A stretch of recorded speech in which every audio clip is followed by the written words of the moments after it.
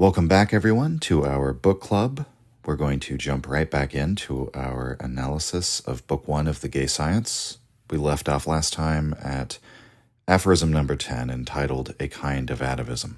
So, without further ado, let's jump right back in. Section 10, A Kind of Atavism. Quote, I prefer to understand the rare human beings of an age as suddenly emerging late ghosts of past cultures and their powers, as atavisms of a people and its mores. That way one really can understand a little about them.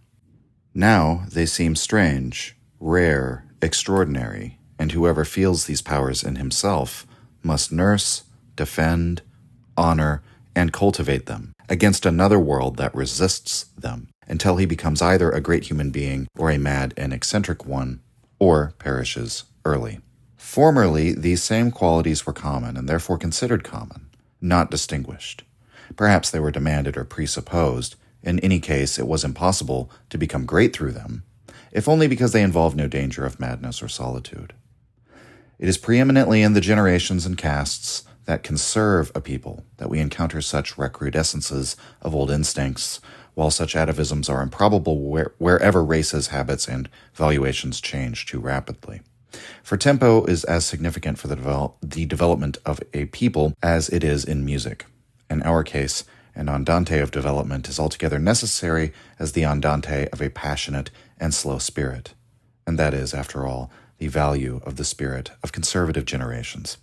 End quote. So when Nietzsche mentions the great human beings of an age, he's speaking of figures such as Friedrich II, Caesar, Napoleon. We would also include great artists alongside these sort of like great generals or statesmen, figures such as Goethe, Shakespeare, Stendhal, and so on. The commonality between all of these figures is that they create something beyond the momentary. So we might say with an average type of creative, your average artist, your average writer or philosopher or statesman, they're engaging in statecraft. So the political legacy that's left behind by a politician is a kind of creativity, we might say. But the average type of person engaged in one of these arts or crafts has an impact measured in terms of years or months. When Nietzsche's talking about one of these great people, that can be a kind of a vague term. What does Nietzsche really mean? Well, he means somebody who defines an entire epoch, defines an entire civilization, whose impact is measured in terms of generations and centuries and, millennia even. Nietzsche's assessment of that type of person who makes that kind of an impact on society, ironically, you might say, the greatest force for change within a society, for transformation of it, comes paradoxically from the conservative generations and conservative castes, the subsections of society that stand for the preservation of certain traditions of the old social mores, who live their lives at that andante tempo, which means a moderately slow tempo. It's not grave, it's not a funeral dirge. It's a steady and laid-back tempo. That is the environment that produces these rare individuals. And why is that? Because Nietzsche says that in truth they are an atavism, which means a throwback. The great man who defines a century, who might arise during our modern times, is really just, he would have been an ordinary type of human being from a previous century. And this is a key aspect of Nietzsche's thought, that he views the development of civilization as, it's not wholly negative and it's not wholly positive. There's a kind of cost to this development, a counter movement. So along with the progression of civilization, of morality and religion and the arts and the sciences, the fact that the human being is, as a cost to all of that, made into a kind of herd animal, and thus all of his strongest instincts, which used to be more valuable to him during the pre-civilizational period, become something to be weeded out and suppressed and so on. And because this is not fully possible, life becomes lived with this kind of sense of shame at who we are. And that is the project of the priests of all ages. Today, the philosophers and scientists and academics of all stripes just as much fulfill the role of the priest, I would say, in today and in Nietzsche's time.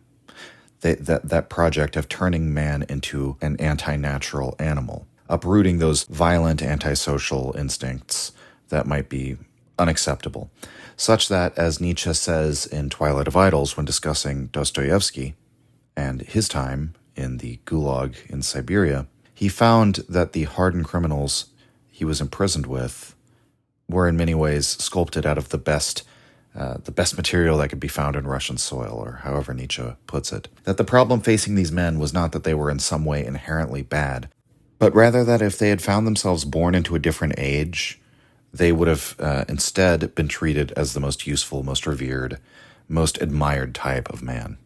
And so it's only that they had the misfortune, the ill fate, to find themselves as atavistic men, born in the modern anti-natural age. And Nietzsche says outright that even though the normal fate for such an individual is to become, as he says, botched, the German would mean something like didn't turn out well.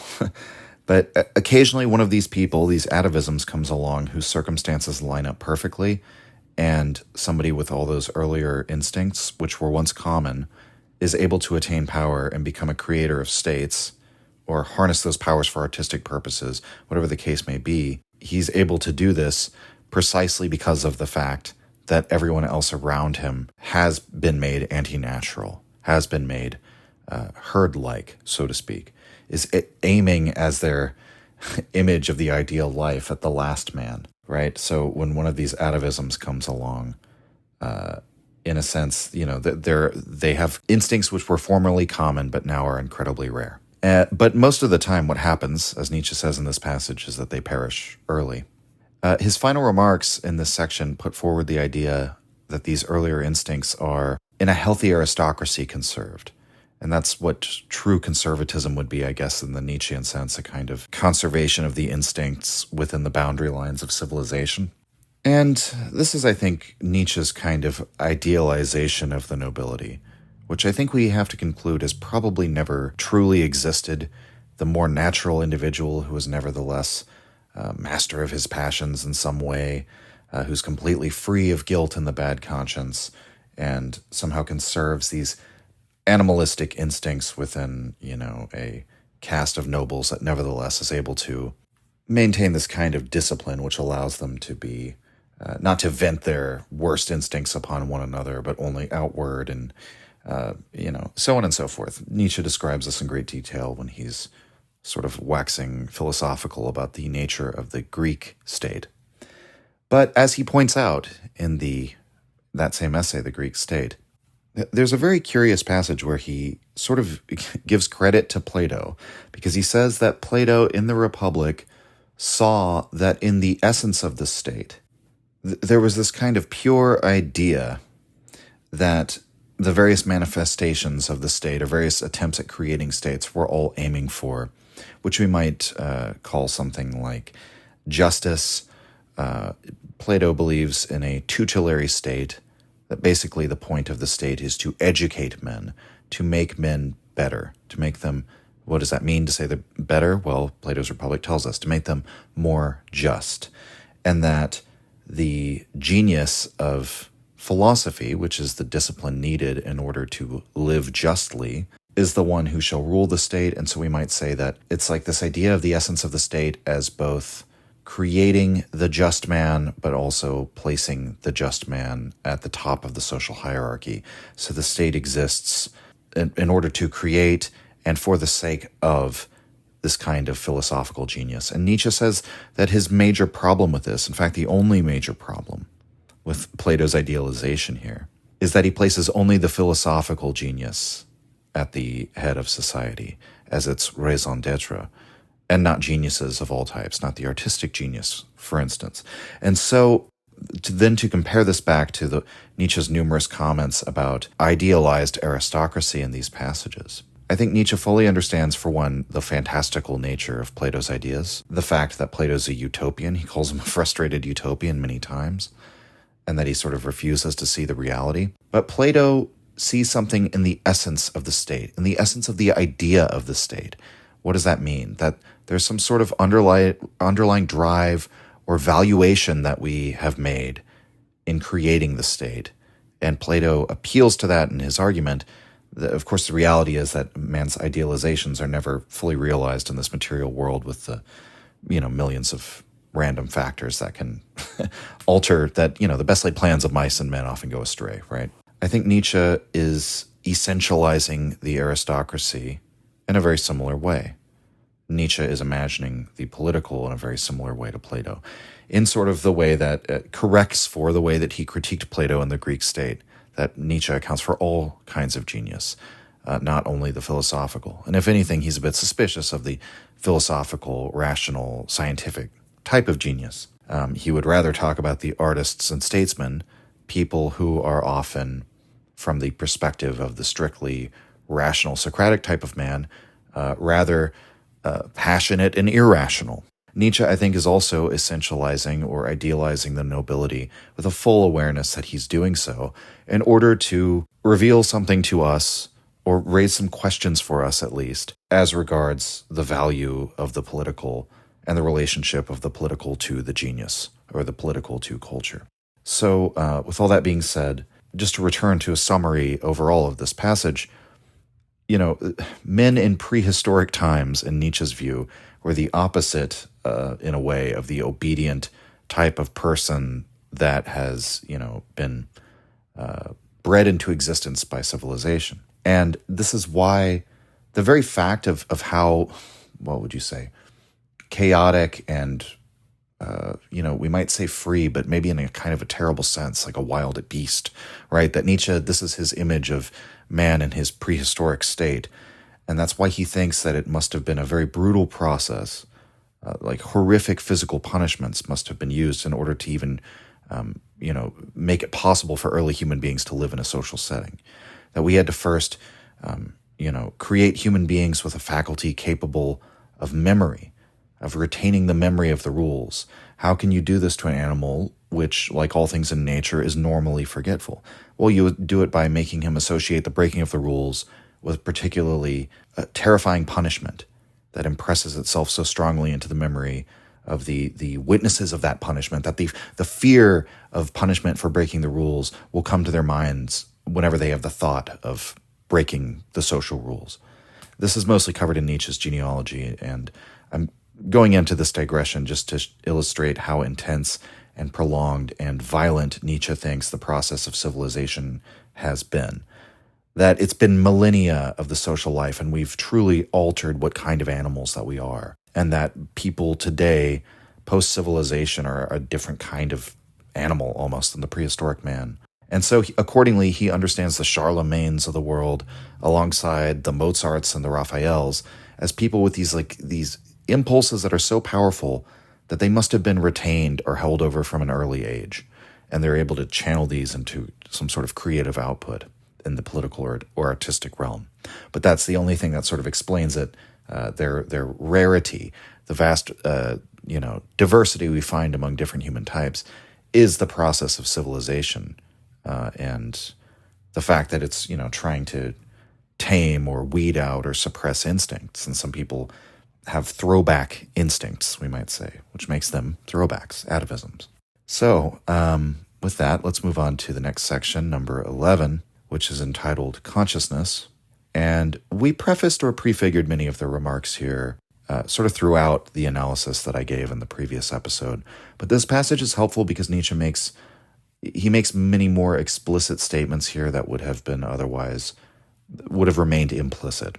So, for example, even in the last section, there's that implication that it is instinct that matters, and that these are traits that can be preserved, enhanced, or passed on, or rooted out, or attacked, so on and so forth. And that one's instinctual life, what's going on in the inside in terms of their impulses, occurs prior to any conscious moral intentions or other types of intellectual considerations. So let's look at section 11. Quote, "Consciousness is the last and latest development of the organic, and hence also what is most unfinished and unstrong. Consciousness gives rise to countless errors that lead an animal or man to perish sooner than necessary. exceeding destiny, as Homer puts it. If the conserving association of the instincts were not so very much more powerful, and if it did not serve on the whole as a regulator, humanity would have to perish of its misjudgments and its fantasies with open eyes, of its lack of thoroughness and its credulity, in short, of its consciousness. Rather, without the former, humanity would long have disappeared. End quote. So it's interesting to consider Deleuze's analysis of this concept in Nietzsche, particularly when we cross-reference this section here with Nietzsche's remarks in the Genealogy's second essay, that forgetfulness is an active and positive force.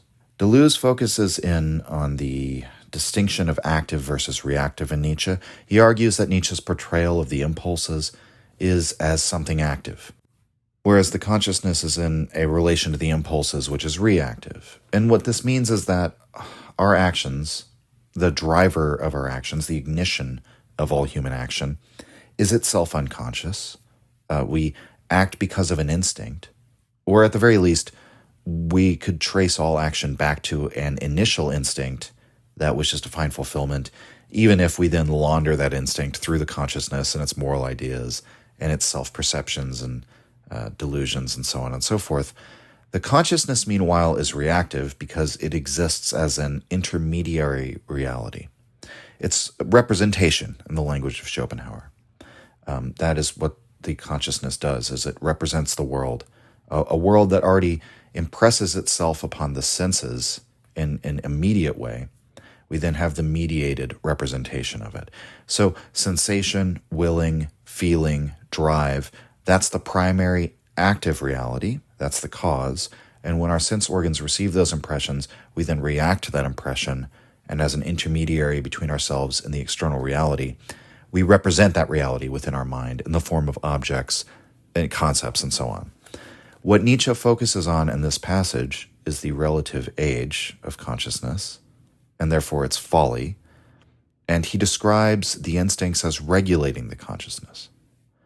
So forgetfulness, for example, as an active and positive force, has that regulating function. The meaning of this is that there is no experience of the present moment without the possibility of forgetting.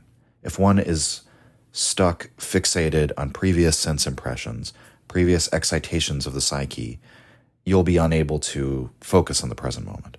The space for the conscious experience of the present is created by this regulating force of forgetfulness.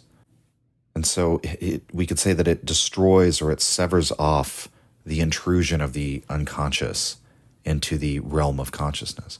Forgetfulness is the making unconscious of that which was previously conscious. And that's why Nietzsche describes forgetting as a guardian at the temple of human dignity, for example. He uses the metaphor in that description of a guardian or a kind of honor guard, a royal guard within the individual's mind, which gives us a certain image of what forgetfulness is. It regulates the consciousness in that way. But this is why Deleuze's analysis is helpful, I think, because he points out that this places forgetfulness in an unusual relationship because it's an active force placed in a kind of service to a reactive force, consciousness. So forgetfulness exists for the sake of regulating consciousness, and so the active and reactive are somewhat mismatched here. And that's why consciousness is so prone to folly, as Nietzsche says here in this passage in The Gay Science. That's why he also writes here that without the relative power of the instincts, compared to consciousness, humanity would have perished from its misjudgments and fantasies. Consciousness is prone to those misjudgments and fantasies. They originate in the consciousness and not in the instincts, that there are unique ways that the consciousness deceives us, the pathologies that it creates for the human being. And I think this, in some sense, it's the critique that Nietzsche has of Socratism, and it's why he describes Socrates as far back as Birth of Tragedy as this man with a monstrous inversion whose consciousness is active and his instinct reactive. So Socrates' voice of conscience, what his instinct, his inner voice tells him to do, Socrates' daemon, it only speaks to him to dissuade him from doing anything wrong or doing anything unvirtuous or foolish. So in a society of active men, the Greeks, these people whose productivity occurs within the physical world. Socrates' productivity is intellectual. His productions are dialogues. The republic he founds is an idealistic one, or an idealization of one, which is only described and never realized, and his instinct only dissuades. So his instinct is reactive and his intellect is active. And Nietzsche sees, therefore, the entire theoretical revolution in Western civilization, which traces roughly to the time of Socrates, as this reversal, the reactive triumphing, which will ultimately place conscious thought in a kind of inappropriate relationship to the instincts. So we'll continue with the passage, back to section 11, quote, "Before a function is fully developed and mature, it constitutes a danger for the organism, and it is good if during the interval it is subjected to some tyranny. Thus consciousness is tyrannized, not least by our pride in it. One thinks that it constitutes the kernel of man, what is abiding, eternal, ultimate, and most original in him. One takes consciousness for a determinate magnitude. One denies its growth and its intermittences. One takes it for the unity of the organism. This ridiculous overestimation and misunderstanding of the consciousness has the very useful consequence that it prevents an all too fast development of consciousness. Believing that they possess consciousness, men have not exerted themselves very much to acquire it, and things haven't changed much in this respect. To this day, the task of incorporating knowledge and making it instinctive is only beginning to dawn on the human eye. It is a task that is seen only by those who have comprehended that so far we have incorporated only our errors, and that all our consciousness relates to errors." End quote. Consciousness is tyrannized. These remarks are very clear when considered in light of many of the remarks Nietzsche makes in Daybreak, his previous book. There are numerous passages that describe how our conscious intentions are a kind of post hoc rationalization. It's the argument that one drive or another is putting forward, one drive or another which is currently tyrannizing over us, taking command of the entire organism for its purposes. And in a kind of tongue-in-cheek way, Nietzsche suggests our very pride in our consciousness is another such impulse. That pride itself, or the will to such a pride, and this pride itself is prior to consciousness, the thing that it takes the pride in. That our pride in our status as the reasonable animal is something that we do not rationally decide. This very pride is the thing that has preserved us, by the way. It's aided in the development of the new faculty of consciousness. And when Nietzsche describes that pride, what does he say about it? He says that we take consciousness for the so-called unity of the organism, as the core of the self, the sine qua non of the self. Without consciousness, there is no I. So the consciousness has become the necessary component of the self in our mind. And accordingly, that's why we have this impulse to deny its growth or deny its intermittences. So deny the way that it has developed, and it has been in a previous state in which it was not the form of consciousness that we know now, and that there are lapses in it. These would be a challenge to the idea that it is the unity of the organism, that the consciousness indeed is the quote-unquote self, the core of the individual organism. Because if consciousness developed and evolved and organisms were around before that, and indeed there seem to be organisms around today that don't really have consciousness, at least not in the same way of sentience that we do. I know there are pantheists out there or panpsychists out there who disagree with that, but certainly trees and other forms of plant life don't seem to be conscious in the same way that we are. And they're no less forms of life, right? So why is it that we regard our consciousness as key to our sense of self? And, there are real challenges. Nietzsche sort of talks about the intermittences of consciousness. For example, if Phineas Gage can have his personality altered by a physical injury to the brain, then you have to question whether the old Phineas Gage, prior to the accident, is he dead now, right, after the accident? If his conscious personality, his whole character, his emotional patterns, if this all changes, and that was considered to be the unity of the self, the core of the self, then if that changes, then that old self dies. in some sense, even if the organism is still living, even if it's the same body, even if it's somebody who has kind of a similar personality. The simple fact is, if the consciousness is altered in any way, and that is to be the core of the self, then we have to conclude that the person dies, therefore. And, this is sort of, we might say, it's problematic to the soul doctrine, that there's something within you that is immortal, that is there regardless of what happens to your physical body or your physical brain. And Nietzsche does not agree with the soul doctrine, by the way, or with the ego doctrine. He calls it a superstition, in fact. But here he's mentioning it not to criticize it, but to point out its utility. That error, the error of the immortal soul, which includes with it the free will of the subject and the conscious mind as the primary self, all of that is an expression of an impulse, that pride in our self, in our conscious self, that has the ultimate effect of developing and elevating the consciousness. All adaptations are likely to perish within this flux of becoming, and this is especially true within biology. Most mutations will likely be of no consequence or even be detrimental to the organism. So to really nurture and develop a new faculty within an animal species requires this sort of enormous effort over long generations. And that's the role that Nietzsche thinks pride played in this.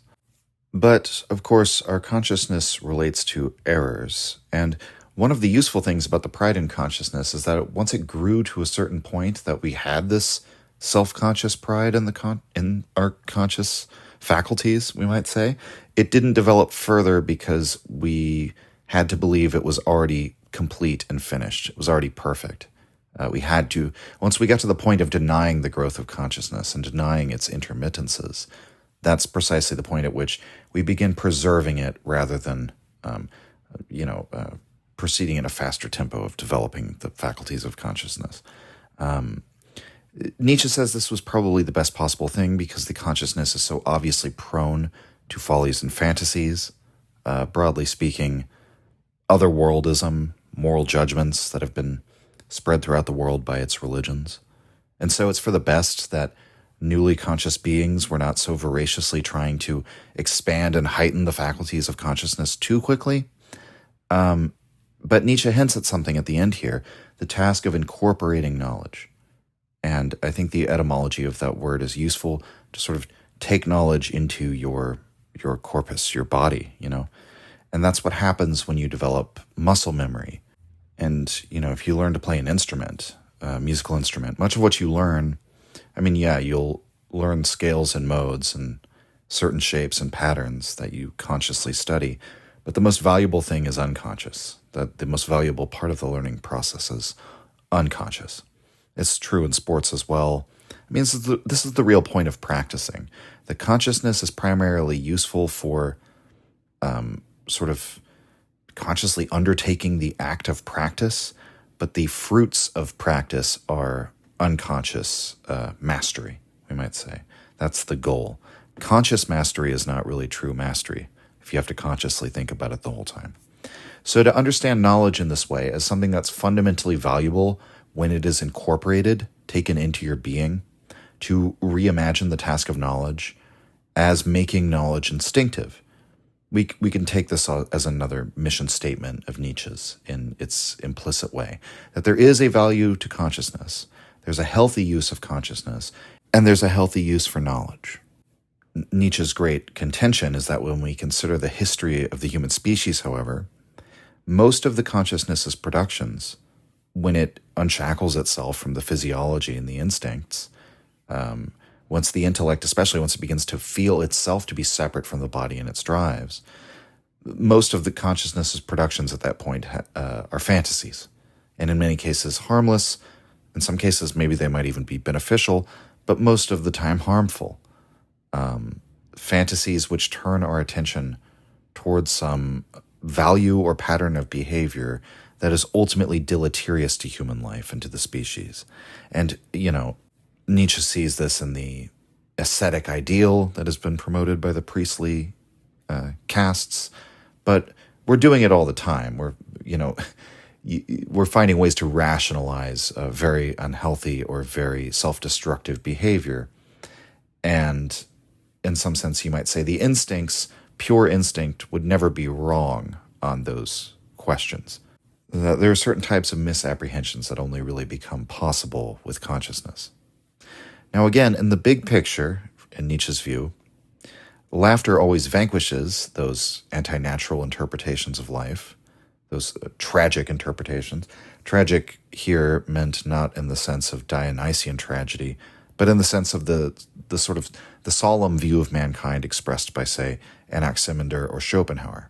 So all such projects of remaking humanity so far have eventually met their downfall over the long epochs of history.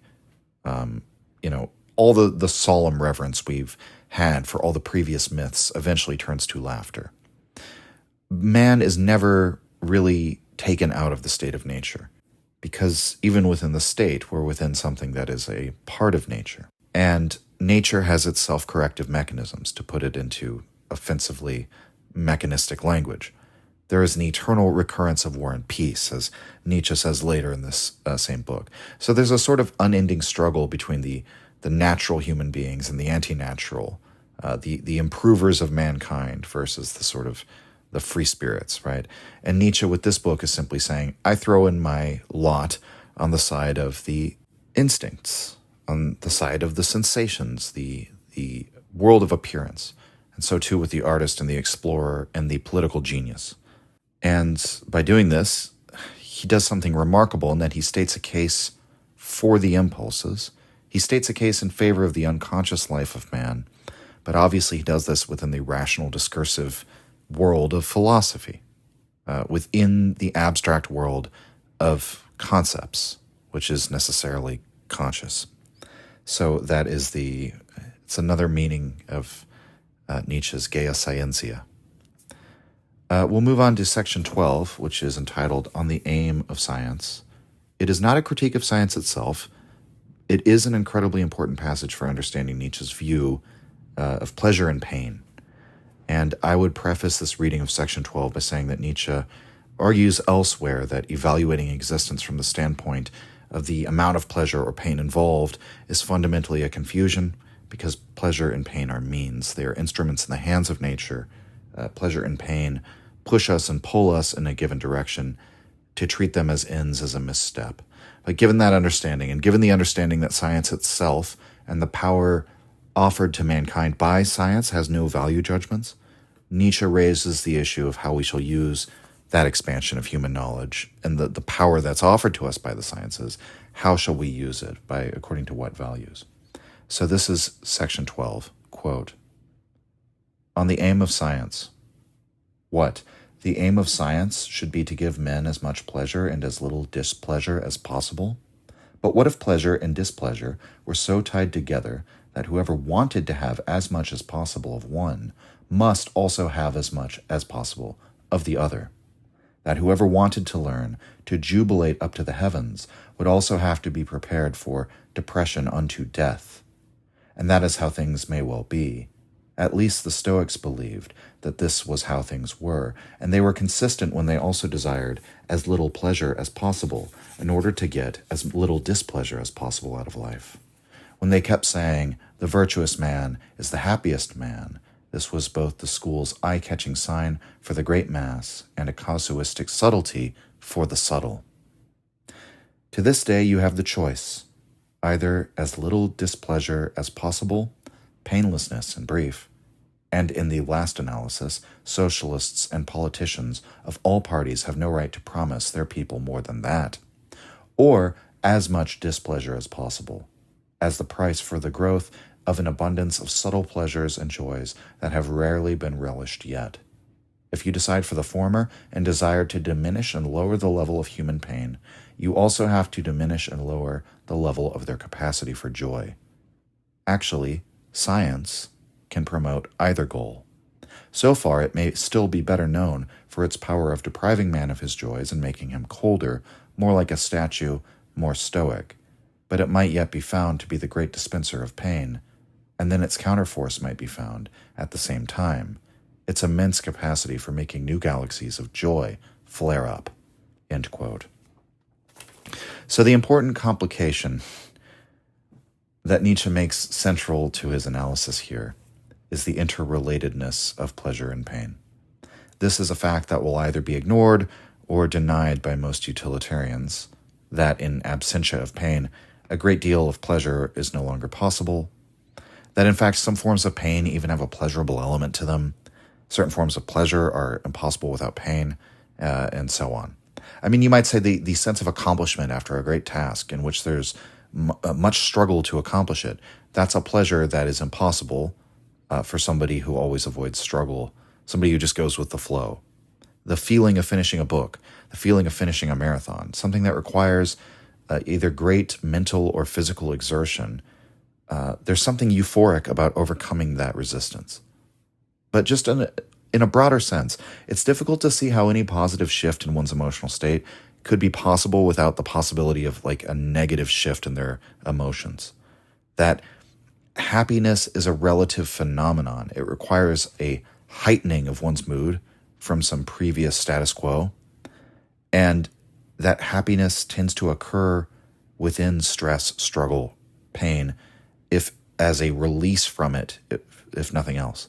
And so if we were to take this insight through to its ultimate conclusions, the complete elimination of pain is the complete elimination of pleasure. And that would be a Stoic outcome. The Stoics completely accept and affirm this as a goal, as a worthy goal, indifference to the changing circumstances of the world. The Stoics recognize that their happiness is only relative, and by indulging in it now, they'll take on the burden of sorrow later. The problem with the utilitarian morality is that it aims at the same thing, but it does so unconsciously, we might say. It does so without an honest understanding or a clear understanding of these aims. And I think it's so often the case that popular prejudices such as these attach themselves to science, and they lay claim to science, as if the reason why the sciences don't need to bother with establishing value judgments is because the correct value judgments are already so obvious, that the use of the sciences and the expansion of human knowledge, the development of new technology, that ought to be for the ends of reducing suffering because that is such an obvious value that we all believe in and agree with. But Nietzsche simply points out where that ends, and that there's actually an alternative to that possibility. That science, again here meaning new knowledge, new power in the hands of humankind, turn toward the end of dispensing pain for the purposes of new galaxies of joy flaring into existence. Now, as to what this means in practice, I think it's best tabled at the moment, since Nietzsche is not speaking in specific terms here, and he's not really speaking in practical terms. And he doesn't advocate for either position. He simply says either one is possible. So what he's doing here is establishing a true dichotomy between one direction, which leads mankind down the path of becoming, quote, colder, more like a statue, more stoic, end quote, or another direction, which he says leads to more fantastic and extraordinary suffering and more fantastic and extraordinary joy and happiness. And we might think that either aim is very unlikely or even impossible, that totalizing going in one direction or another is very difficult. But again, understand what Nietzsche is doing here. We're establishing values. We're doing it in a way that Nietzsche usually uses to, a method that Nietzsche usually uses to illumine values. Contrast, one direction or the other. The utilitarian value set is revealed, is illumined by this admittedly somewhat vague but very evocative metaphor that it aims at making men into statues. Lifeless, bloodless statues. The opposite valuation, we might say a more Greek valuation, aims at heightened struggles, new wars and contests, new festivals and celebrations. So either end might seem somewhat horrifying to the modern mind, but that tells us something about the values that underlie either such pull in either direction, what the motivation is or what the secret motivation is behind either one. By their fruits ye shall know them, right? Okay, the next section, number 13, this is entitled On the Doctrine of the Feeling of Power. And this is really the beginning of the will to power concept in Nietzsche's philosophy. It's not as if he never discussed power before this, but it is striking that in the works prior to this one, power is often treated in relatively negative terms, Often power is held up as a kind of opposite aim to the pursuit of truth. Again, something which is, the pursuit of truth is something valuable to Nietzsche even after he develops the will to power idea, because he recognizes it for what it is. It's a struggle. It's a realm of struggle for the mind. And there's a heroic honesty that one can cultivate as a virtue of one who pursues the truth. That's something that Nietzsche rightly perceives is lacking in the man who simply seeks power as his primary aim. The power-seeking person necessarily becomes dishonest oftentimes. He has to sacrifice, his honesty and his own discernment whenever it impedes his pursuit of power. The easiest way to get at this is just when you have to ignore truths that might be inconvenient to an institution that you're trying to climb in the ranks of, and so on and so forth. So we can see in this following passage in 13 the ways in which Nietzsche developed this view further, and he comes to see things in a slightly different way. Eventually, he comes to understand his own struggle for the truth as part of a struggle for power, rather than something fundamentally different from it. He comes to understand, furthermore, the seeking of power necessarily implies power seen from the perspective of one who doesn't have it. And he comes to understand the ways in which the outward symbols of power, the offices of power, social status, and so on, are all expressions of power seen from the side of the powerless, from the petty side, from the side of how one is perceived, their power that places itself in a reactive relationship to the broader collective. So in any case, Nietzsche's main point of discussion in this passage is the feeling of power, not necessarily power itself. We must immediately think of the passage written much later in The Antichrist, that what is good from Nietzsche's perspective, as stated in that work, is the increase of the feeling of power. That is one of the things that Nietzsche says. So he still uses that language, and he distinguishes it in that passage from power itself. He does say the increase of power itself is also good, but he takes the time to make the distinction and specifically says the increase of the feeling of power is good. Now, obviously, at the time when he writes The Gay Science, the revaluation of values is not really yet on Nietzsche's mind. So I would just keep that in mind as we read this, that I'm kind of trying to contextualize this particular moment and how Nietzsche sees power, that this is sort of like the dawning of his awareness that activities like seeking the truth are not separate from seeking a feeling of power. Nevertheless, I don't think he would say that the increase of the feeling of power is an unmitigated good at this time in his career. I don't think he was quite there yet. But what he does write in this passage is a fascinating explanation of how so many human actions can be seen as manifestations of this seeking for the feeling of power, even if, in some cases, the very act itself through which one feels powerful does nothing to expand their worldly power, their material power. An example which Nietzsche gives in the passage would be the martyr. Joan of Arc obviously does not gain any worldly power by being martyred. It's quite the opposite, right? Worldly power becomes impossible once you're dead. But the act itself coincides with a feeling of power within the organism, the feeling of impressing oneself and one's power into the world, and that it is this feeling for power that therefore drives the act. And the consequentialist analysis of what follows from the act, or whether or not that actually aided the power of the individual, is somewhat irrelevant to understanding the act itself. Because in the moment of acting, we ourselves do not know what the consequences will actually be. So after that long preamble, let's read through the passage number 13 on the doctrine of the feeling of power. Quote, "Benefiting and hurting others are ways of exercising one's power upon others. That is all one desires in such cases. One hurts those whom one wants to feel one's power, for pain is a much more efficient means to that end than pleasure. Pain always raises the question about its origin, while pleasure is inclined to stop with itself without looking back. We benefit and show benevolence to those who are already dependent on us in some way, which means that they're used to thinking of us as causes. We want to increase their power because in that way we increase ours. Or we want to show them how advantageous it is to be in our power." Skipping through to the next paragraph, quote, "Whether benefiting or hurting others involves sacrifices for us does not affect the ultimate value of our actions. Even if we offer our lives as martyrs do for their church, this is a sacrifice that is offered for our desire for power, or for the purpose of preserving our feeling of power. Those who feel, I possess truth, how many possessions would they not abandon in order to save this feeling? What would they not throw overboard to stay on top, which means above the others who lack the truth? End quote. So whether one harms or benefits those around them, both such types of action are sourced to the feeling of power experienced by the one doing the action. So what would that mean, given everything we've discussed? Well, for one thing, pleasure and pain are yet again means, not ends.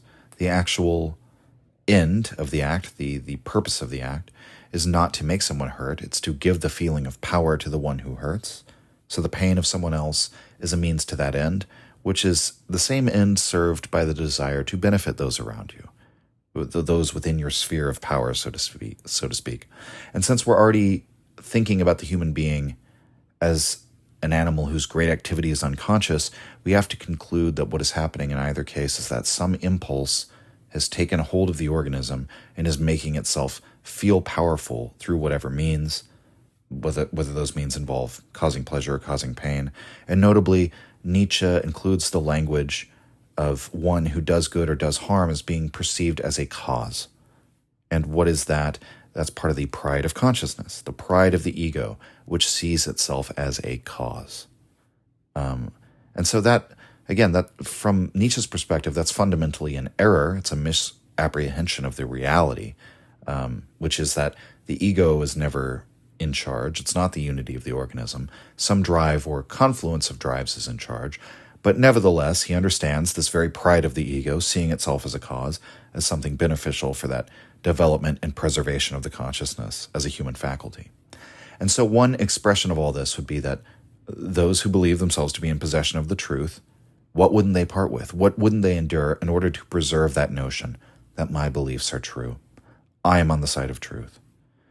And thus we return to the example of all those martyrs throughout the centuries who died for that very reason. I mean, we can't forget that during the Salem witch trials, those who admitted that they practiced witchcraft and repented and asked for forgiveness were spared execution. It's those who refused, who said, no, I've always been a believing Christian, and therefore I can't lie, I can't bear false witness, I can't say I practiced witchcraft when I have not done these things. I stand on the side of truth, and I have to speak the truth. And so the ones who were executed during that embarrassing incident in my nation's prehistory were likely all sincere, believing Christians. And Nietzsche might say, imagine the feeling of power that they had, that they felt, while being martyred. I mean, Giles Corey, when he was pressed to death, famously asked his executioners for more weight.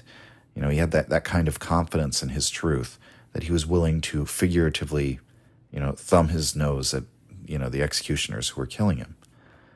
And so the significance of this passage is that Nietzsche provides a naturalistic accounting for self-sacrificial behaviors among human beings. The martyr, the man who leaps under a grenade and sacrifices his own life to save a dozen other people, that is explained as an act driven by the feeling of power that he would have in doing that.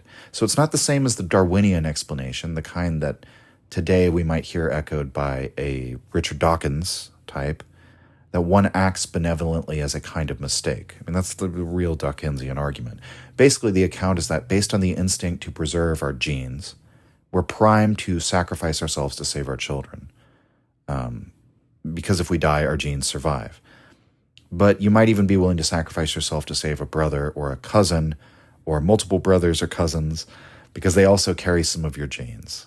And that over long epochs of mankind, living in these extended kin groups, it was usually a safe bet that everyone in your group carried your genes to some extent. So it just became instinct to see anyone in your in-group, even those not directly related to you, as something you'll fight to preserve as part of an extension of your own instinct for self-preservation, which is, as Dawkins' theory goes, it's really your genes' instinct for self-preservation. So that's the Dawkins-Darwin account of that type of behavior.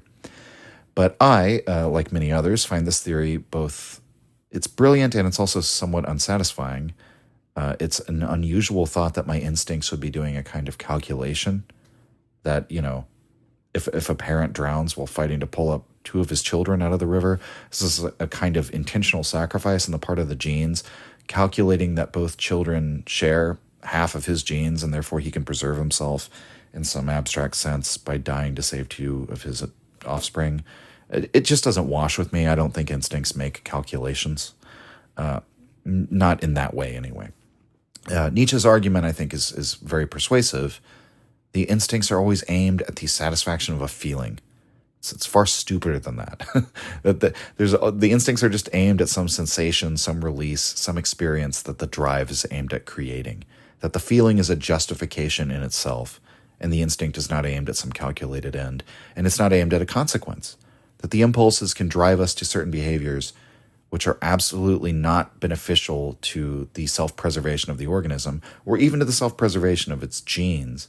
But the feeling of or we might say that don't necessarily conclude in the preservation of the organism or its genes, right? But the feeling of satisfying the impulse is all that the impulse wants. Consequences be damned. The impulses are stupid in this way. And so that's how Nietzsche accounts for such behavior, with a competing naturalistic explanation from that of the Darwinians.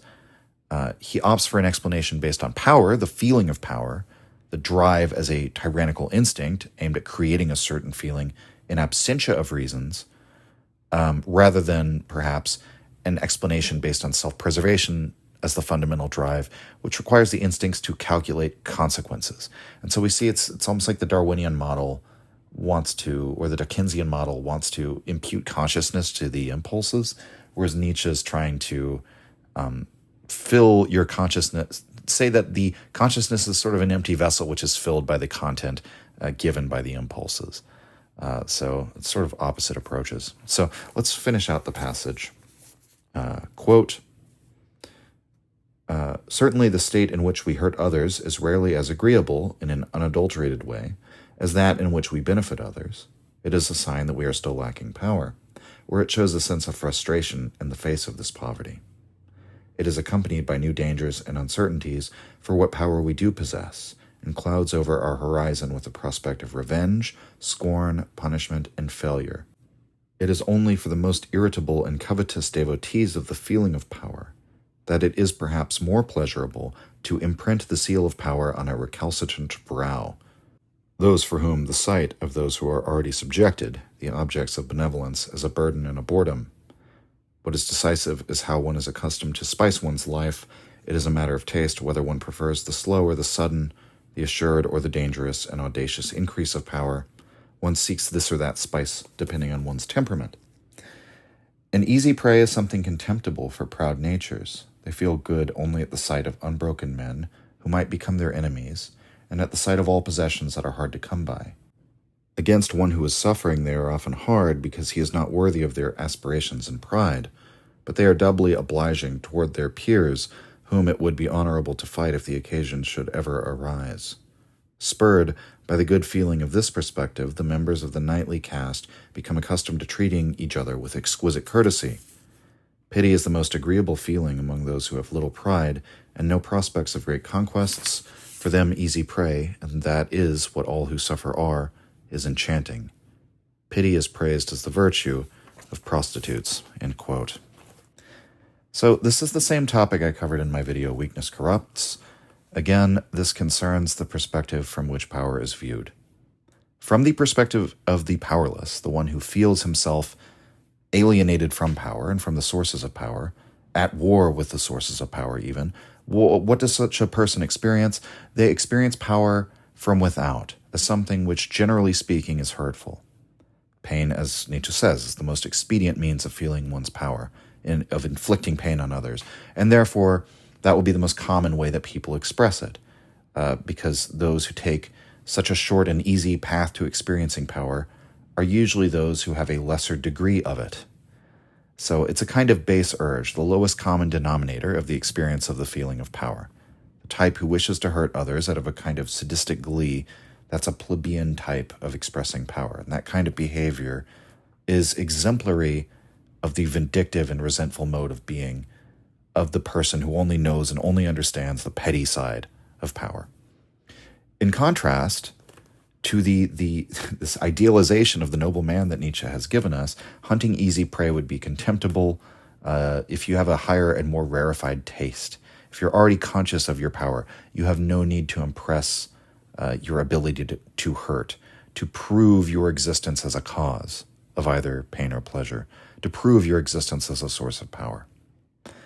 If you don't need such a thing to be proved, if you're already fully conscious of your power, then such an act might actually lower you. In the same way that the king embarrasses himself if he has to say that I'm the king.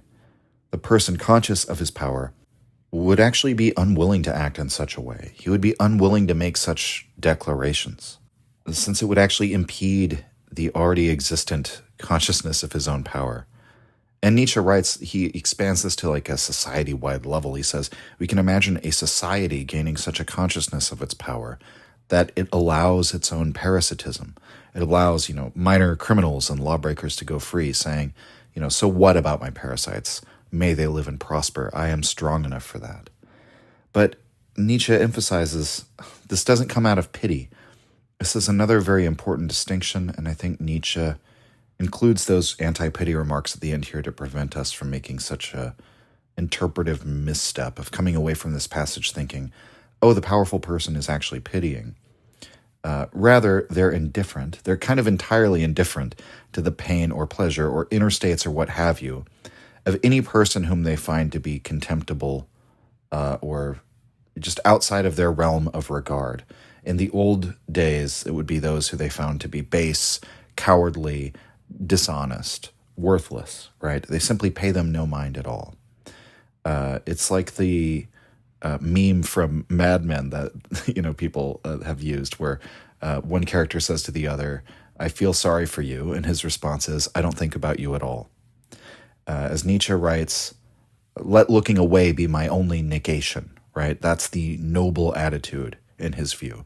Again, seen from this sort of idealized perspective.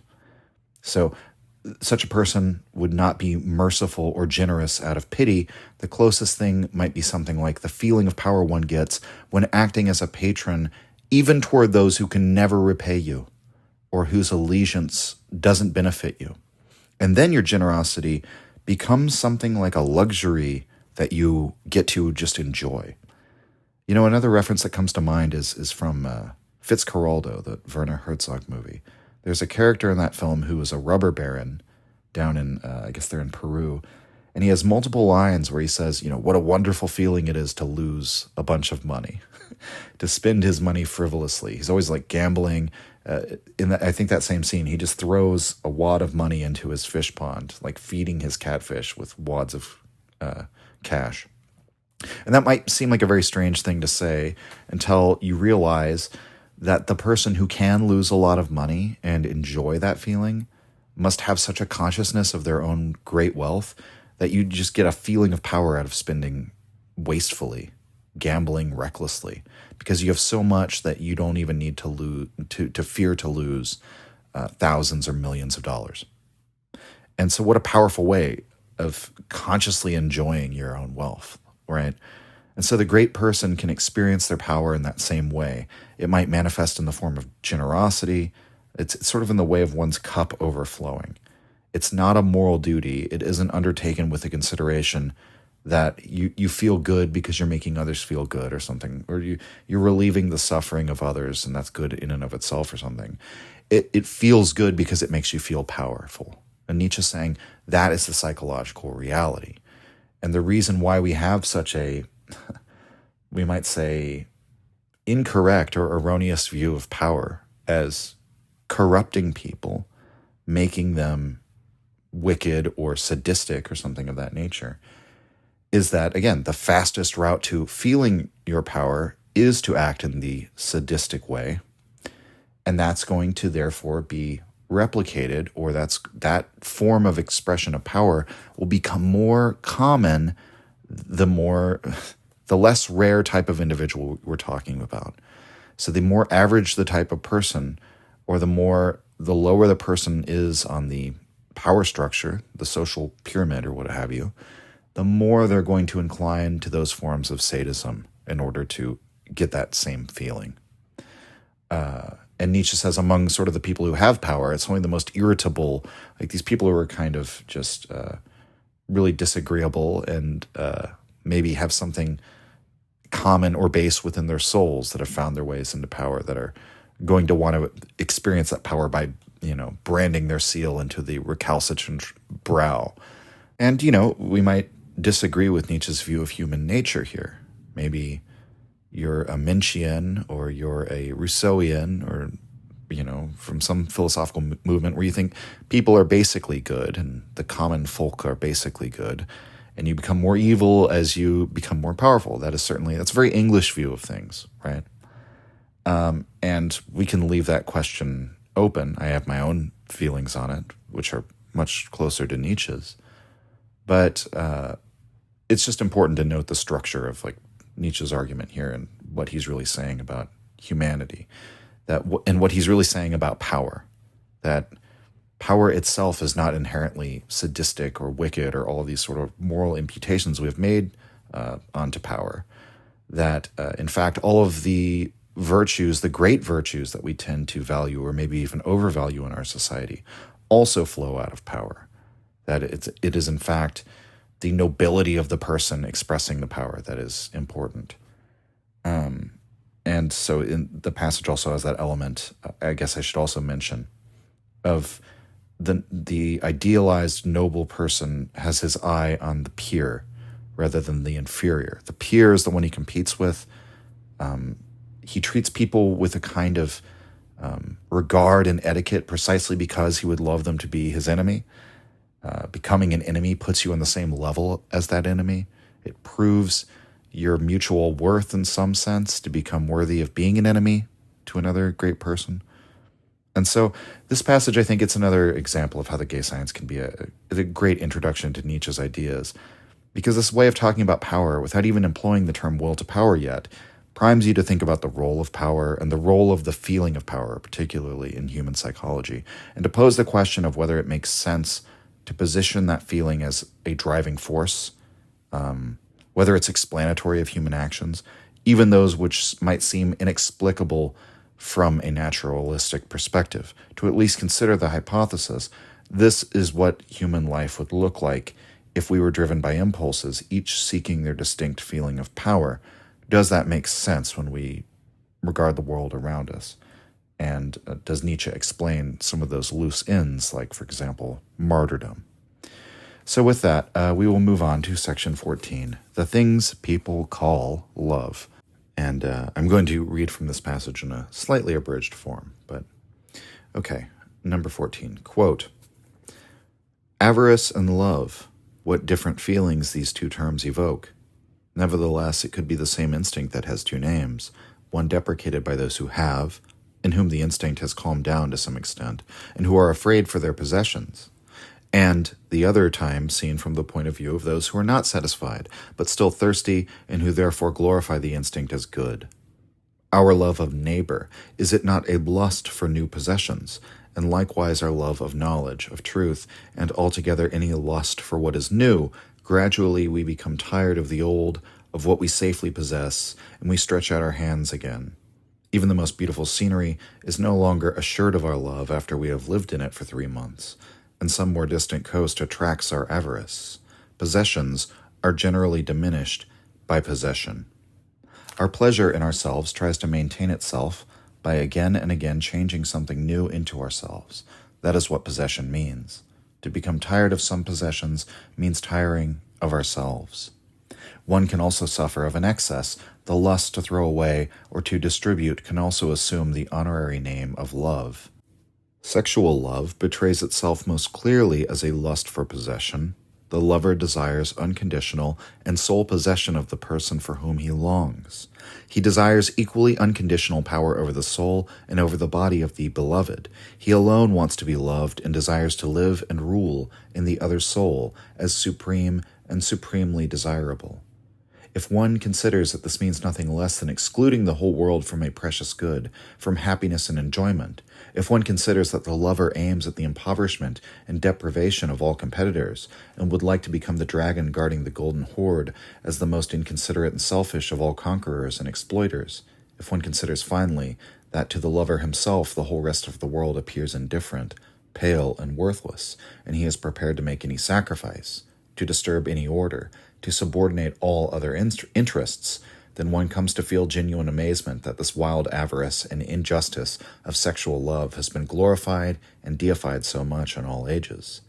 Indeed, that this love has furnished the concept of love is the opposite of egoism, while it actually may be the most ingenuous expression of egoism. At this point, linguistic usage has evidently been formed by those who did not possess but desired. Probably there have always been too many of these. Those to whom much possession and satiety were granted in this area have occasionally made some casual remark about the raging demon, as the most gracious and beloved of all Athenians, Sophocles, did. But Eros has always laughed at such blasphemers. They were invariably his greatest favorites. Here and there on earth we may encounter a kind of continuation of love in which this possessive craving of two people for each other gives way to a new desire and lust for possession, a shared higher thirst for an ideal above them. But who knows such love? Who has experienced it? Its right name is friendship." End quote. So in this passage, Nietzsche describes at least 3 different feelings that are all united, and that they're all forms of desire, and they evoke very different responses from us depending on the moral valuations we have associated with these concepts. Broadly, he begins by discussing avarice, which, we might say greed, desire for possessions, and then moves on to sexual love, and then finally to eros as a basis of friendship. The discussion about avarice at the beginning of the passage draws to our attention that those who have and those who want are almost certain to make such valuations differently. On some level, this insight might seem to be somewhat obvious, but the very fact in and of itself, it's a point on the side of perspectivism, isn't it? The fact that we would all probably expect those who have and those who lack to evaluate desiring very differently. What does that do to our moral accounts, which anchor themselves with objective theories of morality? Don't we all tacitly accept perspectivism whenever we say there's 2 sides to every story, with the implicit understanding that an interested party will quite literally perceive different aspects of a given phenomenon that will accord with their own interest, and that this is prior to any reasoning about it. It's a difference in their very perception.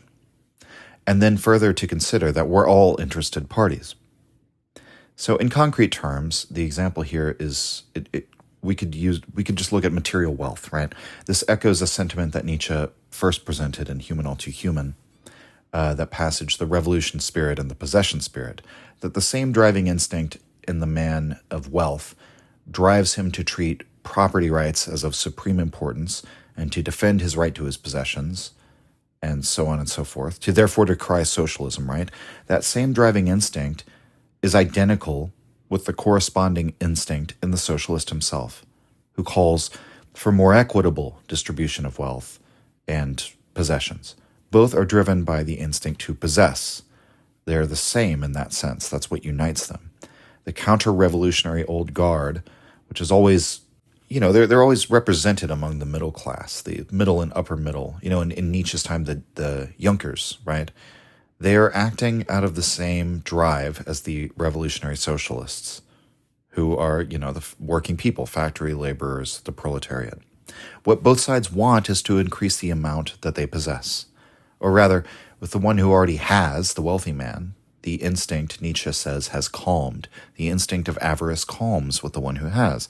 You manage to satisfy the instinct to possess to such a degree that you're not consumed by it. You probably still have a steady drive to acquisition, but it's not ravenous anymore because it's been sated.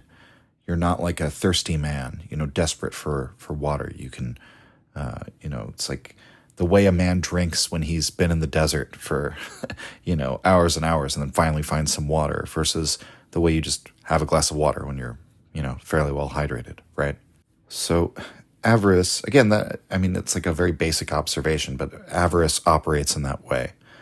That once we have the initial impulse sated, we then want to preserve, we want to retain what we have, versus the more ravenous instincts of the one who has been denied its fulfillment. More broadly, Nietzsche makes a couple of incredible points here. I think some of his best aphoristic statements that are rarely quoted, one of my favorites is this: Possessions are generally diminished by possession. We like to pursue, it's not as pleasurable to have.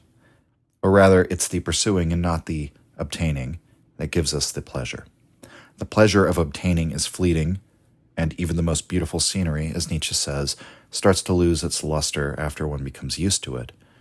And again, this understanding that pain and pleasure, sorrow and joy are relative experiences. They depend upon a point of comparison. And so Nietzsche sees this avarice, this drive to possession, it's manifest not only in the material sense, which is the vulgar way of satisfying one's avarice, but also in the pursuit of knowledge, of truth, of what is new. And why would this be? Well, because possessing is a way of taking something into ourselves. It's funny because there's a sense in which Nietzsche is very comparable to Hegel here. A Hegelian might say that by possessing, we negate the independent aspect of the thing that we possess. We make it dependent upon ourselves. That's what it means to possess, to negate the thing as it was before as an independent object and make it my own, make it an extension of me. And so Nietzsche understands the search for the acquisition of knowledge in that same way. It's another form of avarice. And that includes his own search for knowledge. So it's another expression of power in that way. And the way he described it in the previous section, the powerful person bringing, for example, other people into the sphere of their power. This is what we do with all our material possessions and with our ideas. We take them in, we incorporate them, make them a part of ourselves. And that's why when you argue with someone and show that their ideas are incorrect, when you destroy them with facts and logic, right, they don't usually thank you politely and strive to correct whatever false beliefs they previously had. Usually instead they get very mad at you and they insult you or question your motives, because we don't hold or entertain ideas out of a detached, rational evaluation of those ideas. Instead, we take ideas and we build them into our self-image, and our whole identity and personality is made up of them, such that parting with an idea that we hedged so much on can be extremely painful or even unthinkable. So reconsidering these drives in light of, or in terms of avarice, puts our understanding of human psychology into terms commensurate with the will to power. That there is a desire to possess because this increases the feeling of one's own power. It's a feeling of expansion, of bringing things into one's own power. But it's not the possessing that gives the feeling, it's the expansion that gives it. So again, it's all relative. That's why desires are never satisfied, because this tyrannical avarice, which really, we should say, like, avarice is not itself a drive, it's like the structure of how a drive operates in the Nietzschean model. Rather than a specific feeling or a type of feeling, it's how feelings behave, according to Nietzsche. Sexual love is usually considered quite differently from avarice, however. We don't class our lust for possessions in the material sense in the same category of feeling or impulse as the feelings and impulses associated with sexual or romantic love. And we certainly don't expand this to the love one feels as, say, a good Christian neighbor, the love you're supposed to have for your fellow man, which is by its very nature non-sexual. Each of these steps takes us further in rarefying the impulse, fundamentally reconceptualizing it and redirecting it. And that's the modus operandi of the consciousness, to deceive us in that way, to launder these feelings. We deceive ourselves, or rather the consciousness deceives the organism as to what sexual love is. We will wax poetic about it as though it were the meaning of the universe. It's a feeling so powerful that its significance goes beyond any naturalistic explanation, beyond all the laws of time and space. It's really incredible the exaggerations we've made about love in this regard. But as Nietzsche says, sexual love betrays itself as fundamentally the same thing as base-level avarice. The lover desires the person solely for themselves and no one else. Love is possessive in that way. We want to have some exclusive right to another person.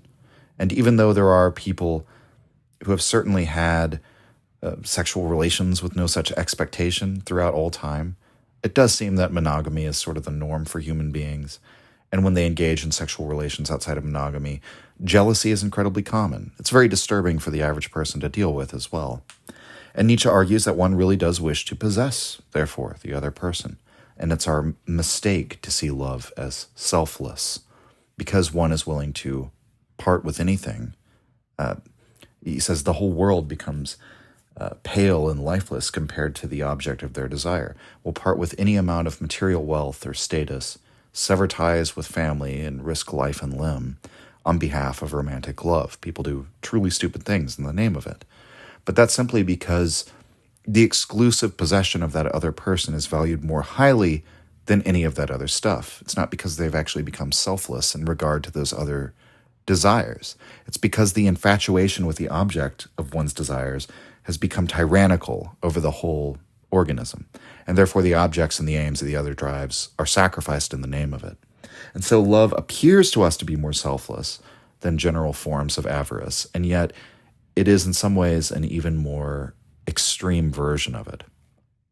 And we get some idea as to why we consider, quote, linguistic usage has evidently been formed by those who did not possess but desired. Probably there have always been too many of these, end quote. So returning to the insights we discussed at the beginning of this section, where you are on the spectrum of having versus wanting shapes the way that you will perceive the world and the concepts you create in order to understand that world. The selfless view of love is seen, again, from the petty side, the fantastical view of love, right? It's a view of love that is seen from the outside looking in. But the inner content of love, when seen from the inside, from its active side, is the content of a blind, stupid impulse that wants only the fulfillment of a feeling and is not virtuous. It's not vicious either. It's not conscious of any ends.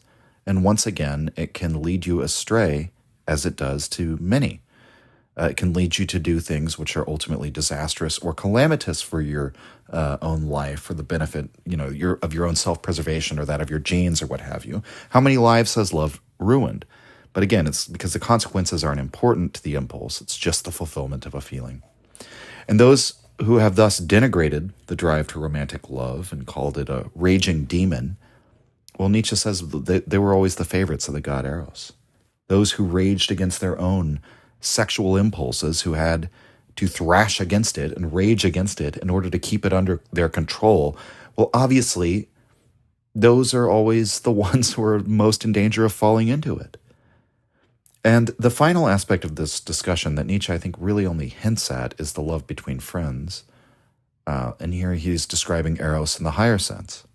And again, Nietzsche's favorite work in school was Plato's Symposium, and the higher sense of Eros, in which two platonic lovers who love one another's souls rather than their physical bodies, and both strive towards some greater ideal toward which they can help one another sort of create this ideal. Well, Nietzsche brings out that same idea that's shared in Plato's Symposium here. But Nietzsche still understands this so-called higher form of love as yet another manifestation of this avaricious mode of being that characterizes the drives, because he describes it as, quote, a kind of continuation of love in which this possessive craving of two people for each other gives way to a new desire and lust for possession, a shared higher thirst for an ideal above them, end quote. So, Nietzsche, again, is giving a similar endorsement as Plato for this form of friendship, this kind of love of the mind, this encouragement to virtue and to learning. But he comes from this amoral understanding that sees this platonic friendship as another rarefaction of the tyrannical desire to possess. They're simply united in their shared goal for the same thing which is above and beyond them, but it doesn't. Nietzsche doesn't ever find selflessness in the processes of nature. That these different forms of desiring, these more complex forms of desiring among human relationships, are just more complex forms of that same avaricious structure of desiring. And so this is the way in which all those so-called higher traits of mankind are asserted by Nietzsche to come out of the lower. That all that we esteem develops out of what we despise.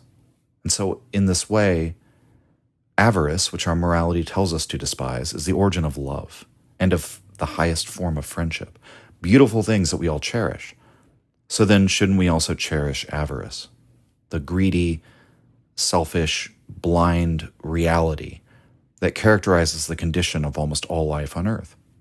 Only we, with our consciousness, have these notions of somehow living selflessly or living and acting in such a way as to not act from self-interest or from the interest to possess, which is another way of saying the drive to seek the feeling of power.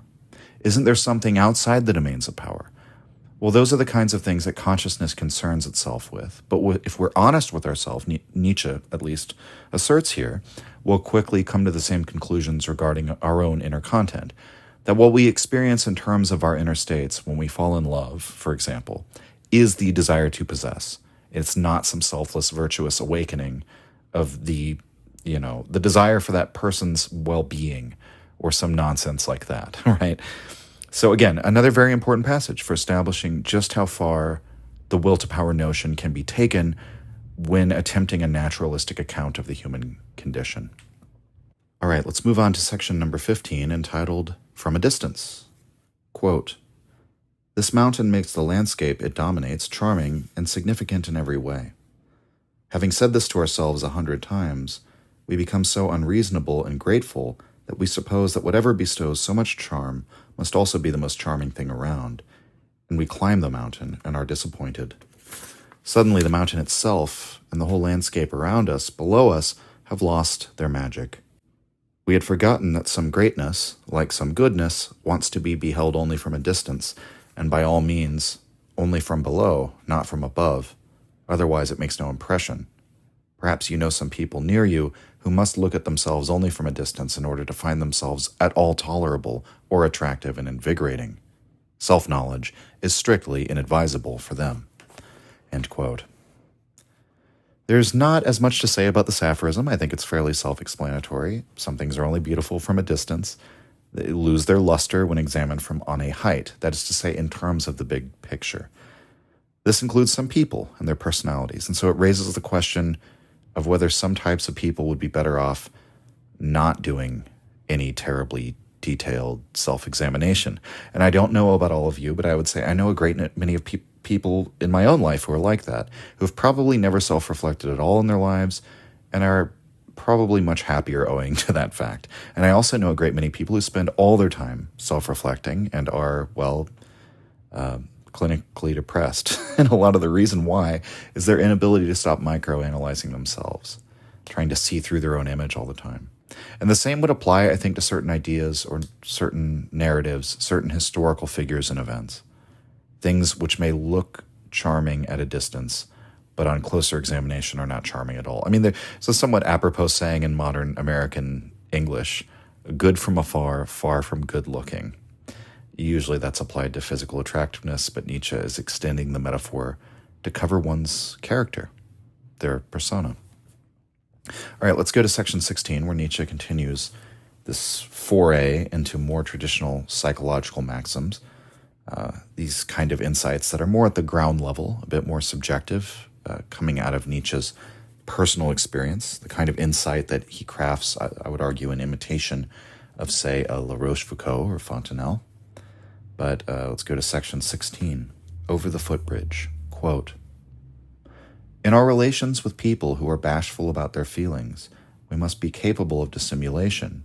They feel a sudden hatred against anyone who catches them in a tender, enthusiastic, or elevated feeling, as if he had seen their secrets. If you want to make them feel good at such moments, you have to make them laugh or voice some cold but witty sarcasm. Then their feeling freezes and they regain power over themselves. But I am giving you the moral before telling the story. There was a time in our lives when we were so close that nothing seemed to obstruct our friendship and brotherhood, and only a small footbridge separated us. Just as you were about to step on it, I asked you, 'Do you want to cross the footbridge to me?' Immediately you did not want to anymore, and when I asked you again, you remained silent.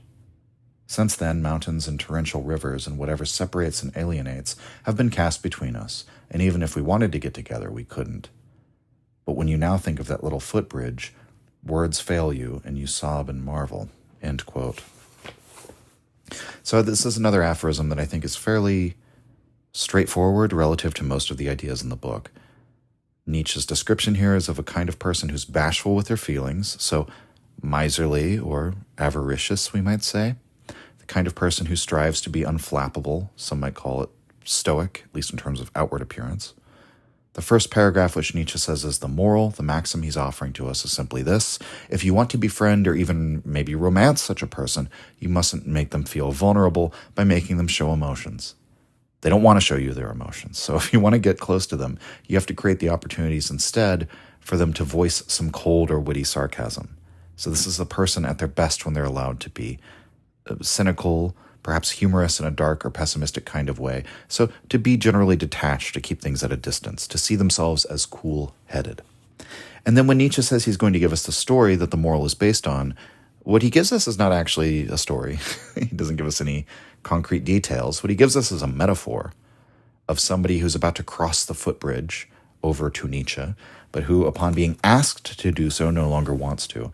And so again, we have no indication as to whatever real event or relationship this is about, in which somebody had the opportunity of presumably becoming very close friends with Nietzsche, and at precisely the moment of becoming close to him, decided to pull away. But the implication would be that Nietzsche brought to this person's mind just how close they were becoming. Maybe Nietzsche was being a bit sentimental, or attempting to stir this person's feelings, and realized that was a mistake. They don't want to have their feelings stirred. They don't want to be sentimental. And he suggests at the end that they regret this, that their lives have grown inexorably apart. So much of this could apply to friendship or romantic love or any intimate relationship between human beings. I would say actually it's one of the oldest stories in the book, and perhaps the admirable thing about it is that Nietzsche psychologizes here as one who accepts this behavioral pattern as a fact of human psychology. He doesn't diagnose it as an illness, talk about how such people who don't want to feel vulnerable have to grow out of it, or something along those lines. Instead, what he says, this is my advice for how to interact with such a person who is shy, who is bashful about his or her inner feelings, because it's a fact of life that many people are shy about their feelings. Let's go to section 17, finding motives for our poverty.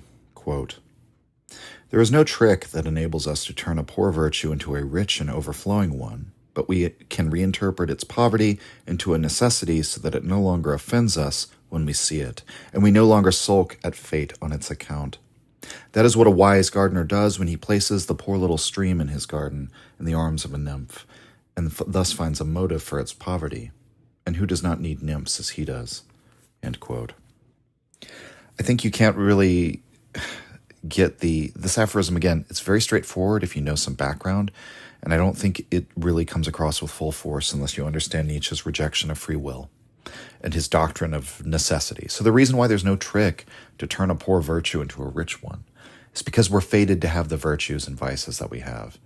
The relative strength or weakness of one's drives in relation to each other is not something that your conscious intentions can supersede in.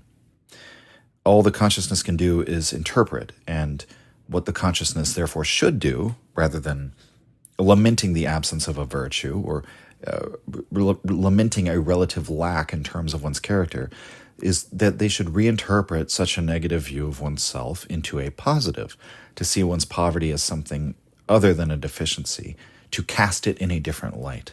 And so this is really just a section about amor fati, reinterpreting one's character as a piece of beautiful fate. And Nietzsche says at the end, who doesn't need his nymphs? Implying we all have deficiencies of character, and the well-turned-out person is the one who's capable of reinterpreting the self in such a way as to accept those deficiencies, or see them as necessary or even beautiful, so that we can allow the other virtues to thrive. So that's the main thrust of the passage. Let's go to section 18, the pride of classical antiquity. Quote, we lack the classical coloring of nobility because our feelings no longer know the slaves of classical antiquity. A Greek of noble descent found such tremendous intermediary stages and such distance between his own height and the ultimate baseness that he could scarcely see the slave clearly. Even Plato could not really see him anymore.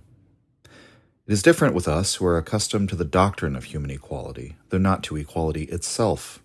One who is not at his own disposal and who lacks leisure does not by any means seem contemptible to us for that reason. perhaps too much that is slavish in this sense sticks to each of us in accordance with the conditions of our social order and activities, which are utterly different from those of the ancients. The Greek philosophers went through life feeling secretly that there were far more slaves than one might think, meaning that everybody who was not a philosopher was a slave. Their pride overflowed at the thought that even the most powerful men on earth belonged among their slaves. This pride, too, is alien and impossible for us. Not even metaphorically does the word slave possess its full power for us." End quote. So there's so much that's very important in this passage. I mentioned it last week, actually, in reference to an earlier aphorism that we talked about. So, for one, there's the implication that people of different ages, with different modes of valuation, again, perceive the world around them in a different way that might not be obvious or even accessible to us. That it was not as if the Greeks simply divided noble from common. They saw this vast distance between the two, with 100 intermediary stages, between the man who's ultimately and totally free, who's simultaneously the most powerful man in Greek society, and the man who's utterly dominated and enslaved and contemptible, the man who's abused and lets himself be abused. And so Nietzsche's saying that the kind of pride that this type of man had, that pride's no longer comprehensible to us because we no longer live in those circumstances. We live in circumstances shaped by 2,000 years of Christianity, a religion which is in many respects hostile to pride. Pride is in some sense the ultimate sin. And so we now believe in this idea of the equality of man, although Nietzsche points out rightly that we don't know equality itself. It's never been realized. Only the ideal of it has been, meaning that we look at the laborer and we don't see anything contemptible. We don't even have the same admiration for leisure that we used to. So are we capable of that same level of pride as the ancients had? And we might say as modern people, well, good riddance. Who needs that kind of pride? What is it good for? And I would simply say, as Nietzsche argues earlier in the text, the common type of man never loses sight of his own advantage. He never loses sight of that kind of utilitarian calculus and never ceases to ask, for what? How does this benefit me? We all believe in the modern day as Marcellus Wallace puts it to Bruce in Pulp Fiction, pride only hurts, it never helps.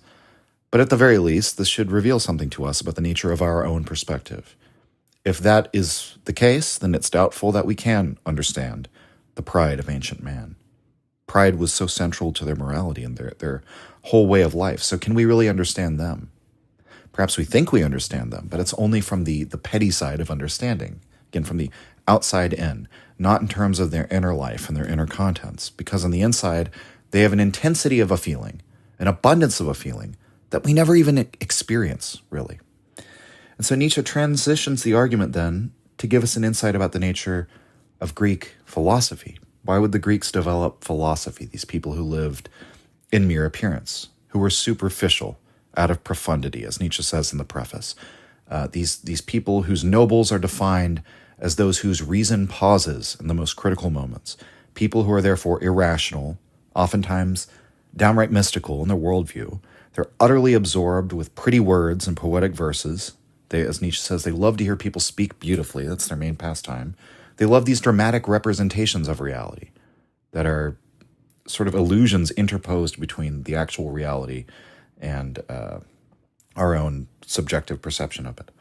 Well, the answer is right there in the notion of the ancient pride, of the pride of classical antiquity. The philosopher exists. The allure of the philosophical type, the reason why it emerges, is because the philosophical type sets himself apart from the rest of society. Even those who might presume to be free men of a noble bearing or whatever, the philosopher sets wisdom as the thing that really divides the free man from the bondsman. And the man who lives unwisely, who lives without controlling or regulating his passions, becomes a slave to those passions. Or the man who doesn't consciously examine his motives, who doesn't have a reason for what he does, who doesn't understand the reasons for what he does, rather. Well, what kind of man would that be? Well, he would be pushed in one direction or another by what could only be whims or habits, or simply the fact that he follows a path that others have set for him. At no point does such a man make a free and conscious choice as to what he shall do with his life, and so from that perspective, he's a slave. And this is the This is the deep meaning of placing the philosopher as the king in Plato's Republic. It's not simply the desire for an idealistic utopia, it's the culmination of the argument that only the philosopher is truly free. And the key to freedom is the use of reason. One's use of reason is what allows him to rule over his will and his passions, rather than being ruled by them in Plato's tripartite model of the soul. And so only the philosopher can be allowed to be the ruler in the ideal republic, because only then can he freely rule. Otherwise, the ruler won't really be in charge. And that is to say, the ruler shall not make free, rational choices, but choices based on impulses or what his pathologies tell him to do. So within the Platonic worldview, there's still this ancient pride, this perception that there's a vast gulf between slave and free man, and that it's a real and important distinction. And above all, this motivation, this desire, above all else, to put oneself on the side of the free man. To say, yes, we few philosophers, we are the free ones, and those on the other side of this divide, the unreasonable men, they're all basically no better than slaves. This is also, to bring up the exception to this, this is what's so subversive about the figure of Diogenes. When Diogenes becomes enslaved, he embraces slavery. He sees from a philosophical angle the benefits of slavery. He reinterprets that situation into something beneficial to himself in many respects. Now, this is a man who's enslaved to become a teacher or a tutor. He's not a man enslaved and used as chattel, as a hard laborer. So there are levels of abject subjugation here. But Diogenes is truly the exception that proves the rule, I would argue, because when he's looked at from a slightly different angle, Diogenes is so committed to his philosophy, he's committed to his convictions, that what most men pursue are illusions and fantasies. Like the example he gives, like a hungry man salivating over a painted fig. That the real needs in life are quite easy to satisfy, that there's therefore little to worry about. All ambition, especially political, social ambition, is a kind of folly. There's the other famous example, the bones of Philip of Macedon are totally indistinguishable from those of the common laborer. And that's where we all go in the end, right? And so this would seem to be a worldview that's completely at odds with the Greek concept of pride and the inherent distinctions between human beings. And yet, it is the very knowledge of the fallibility of human ambition, the foolishness of all of our strivings, the foolishness of seeking for status and rank that sets Diogenes above other men by that same token. That's what makes him free, even when he is, in material terms, enslaved. Because in being enslaved, he's not going to do anything other than what he would already do. Diogenes, when he goes to the marketplace, can't find a single genuine human being because hardly anyone measures up to his standard of freedom. The only truly free man, from the view of Diogenes, is the one who's completely accepting of his nature, with the simplest possible needs, no delusions of grandeur, hunger for fame and fortune. So it's somewhat paradoxical, but even in the example of Diogenes, in some way it proves the point Nietzsche is making, because what an incredible way to view the world. We also see something approximating this view of the world among the Taoists, for example, or among the Stoics, who are indirectly influenced by Diogenes. This idea that the free man is the one unattached to the material world and the one whose mind is trained such that he is happy with little and has let go of all worldly ambition. That even in this, so it would seem to eschew all pride and worldly ambition, there's a pride that sits at the bottom of that. What a proud view of the world and of oneself, to say, I alone am one of the few who is truly in possession of the wisdom that allows me to live as a free man. Whereas even Alexander the Great over here is not truly free. What an amazing pride, right? Even as it seems to eschew pride. So we're going to look at just two more sections this week. Let's go to section 19, entitled simply, Evil. Quote, examine the lives of the best and most fruitful people and peoples, and ask yourselves whether a tree that is supposed to grow to a proud height can dispense with bad weather and storms, whether misfortune and external resistance, some kinds of hatred, jealousy, stubbornness, mistrust, hardness, avarice, and violence do not belong among the favorable conditions without which any great growth, even of virtue, is scarcely possible. The poison of which weaker natures perish strengthens the strong, nor do they call it poison. End quote. So this is, in some sense, a reiteration of the point Nietzsche has made at the outset of this book, that the evil man, the harmful man, is as beneficial to the species as the harmless, beneficent man. In fact, he can even be more beneficial in the grand scheme of things, even if he seems calamitous in the short term or on the proximal level. Here in this aphorism, he takes it down to the level of a single individual life, and furthermore, he phrases the point again in a poetic, metaphorical way. The individual is like the tree that can't grow to a great height without bad weather and storms. These events strengthen the tree. Whether or not that is actually true is beside the point. For the purposes of the metaphor, that the strengthening storm comes in the form of hatred and jealousy and stubbornness and mistrust, hardness, avarice and violence, all of these things which we would say are evil or wicked happenings to you, encountering these things in the world. Whether coming from within or without, these are all key ingredients, Nietzsche says, in the growth of a great person, just as storms are needed for a good, tall, strong tree. And it's all well and good, therefore, that you should encounter jealousy, that you should envy and be envied, that you should encounter opposers that hate you, that you should even feel hatred for them in the moment of opposition to you. These are apparently negative, apparently harmful states of the soul, but they're useful in precisely the same way that the atavistic type, the criminal, the throwback, etc., is useful to the society. These states of the soul harden us, they strengthen us, they strengthen your core. They, just as the tree's trunk is strengthened by storms. It exposes you to danger and forces you to become tough and not to become atrophied or complacent. And I mean, in all seriousness, think of all the great things that never would have been accomplished without, for example, jealousy. How many rivalries have borne incredible fruit? So is jealousy something that we have to get over then? Should we say it's bad? Or do we recognize it as a fact of existence and then therefore think, how do we harness it for productive channels? And in many ways, this aphorism is really just a slightly longer meditation on that same wisdom from Twilight of Idols, from the military school of life. That which does not kill me makes me stronger. That's really all Nietzsche is saying here. All right, let's go to section 20. Last aphorism for today. This is entitled The Dignity of Folly. Quote, a few millennia further along on the road of the last century, and everything men do will exhibit the highest prudence. But that way prudence will lose all of its dignity.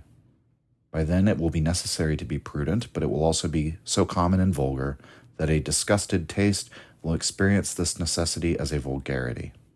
And just as a tyranny of truth and science could increase esteem for the lie, a tyranny of prudence could spur the growth of a new kind of nobility. To be noble might then come to mean to entertain follies. End quote.